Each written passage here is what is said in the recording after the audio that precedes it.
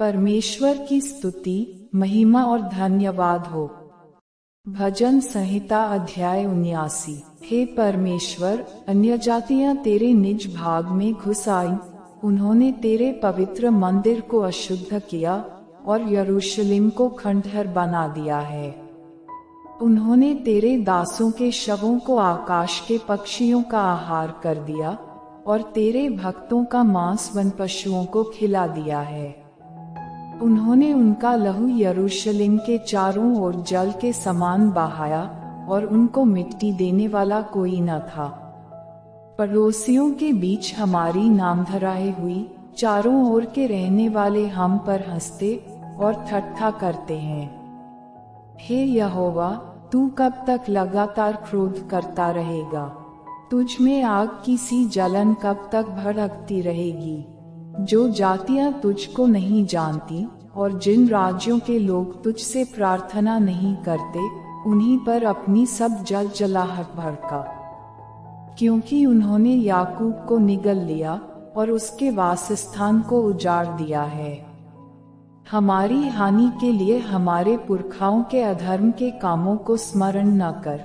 तेरी दया हम पर शीघ्र हो, क्योंकि हम बड़ी दुर्दशा में पड़े हैं।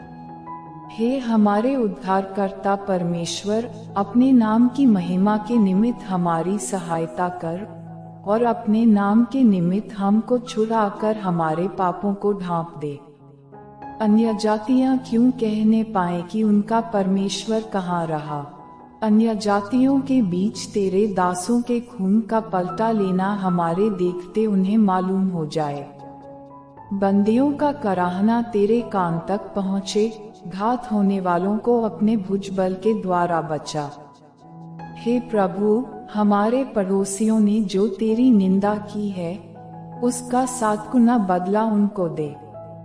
तब हम जो तेरी प्रजा और तेरी चराई की भेड़ें हैं, तेरा धन्यवाद सदा करते रहेंगे और पीढ़ी से पीढ़ी तक तेरा गुणानुवाद करते रहेंगे।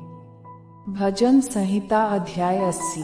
हे इस्राएल के चरवाहे, तू जो यूसुफ की अगुवाई भेड़ों की सी करता है, कान लगा। तू जो करूबों पर विराजमान है, अपना तेज दिखा।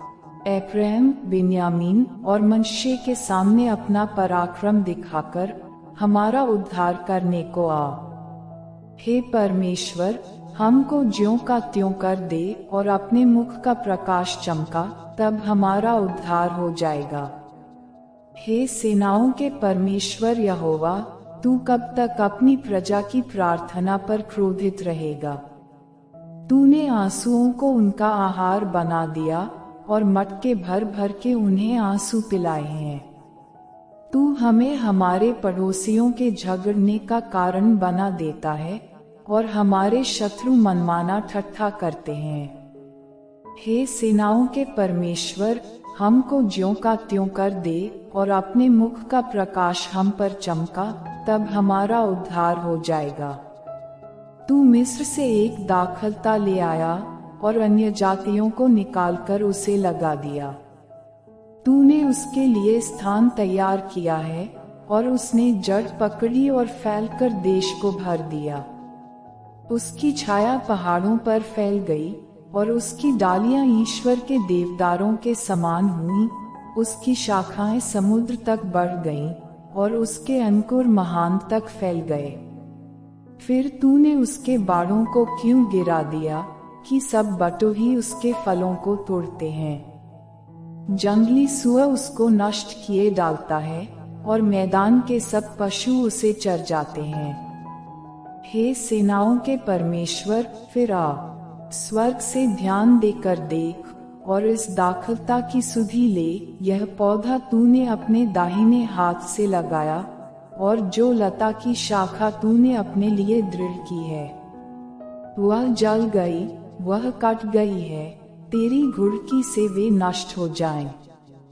तेरे दाहिने हाथ के संभाले हुए पुरुष पर तेरा हाथ रखा रहे, उस आदमी पर जिसे तूने अपने लिए दृढ़ किया है। तब हम लोग तुझसे न मुड़ेंगे, तू हमको जिला और हम तुझसे प्रार्थना कर सकेंगे। हे सेनाओं के परमेश्वर यहोवा, हमको ज्यों का त्यों कर दे, और अपने मुख का प्रकाश हम पर चमका, तब हमारा उद्धार हो जाएगा। भजन संहिता अध्याय 81। परमेश्वर जो हमारा बल है, उसका गीत आनंद से गाओ, याकूब के परमेश्वर का जय जयकार करो। भजन उठाओ, डफ और मधुर बजने वाली वीणा और सारंगी को ले आओ। नए चांद के दिन और पूर्णमासी को हमारे पर्व के दिन नरसिंगा फूंको, क्योंकि यह इस्राएल के लिए विधि और याकूब के परमेश्वर का ठहराया हुआ नियम है।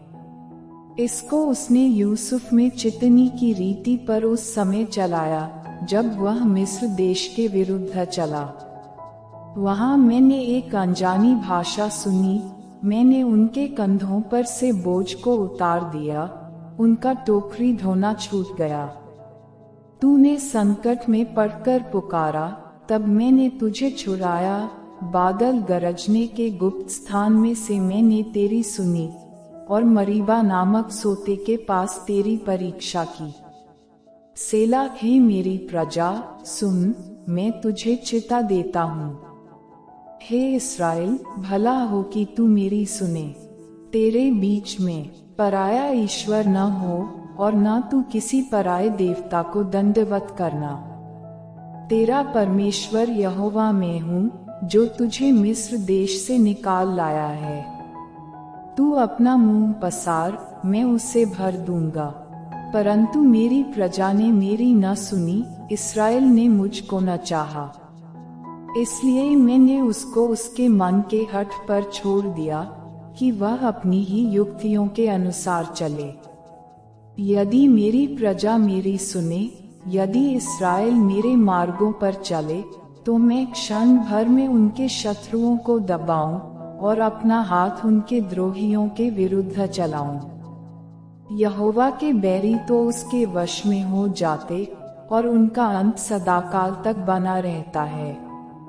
मैं उनको उत्तम से उत्तम गेहूं खिलाता, और मैं चट्टान में के मधु से उनको तृप्त करता।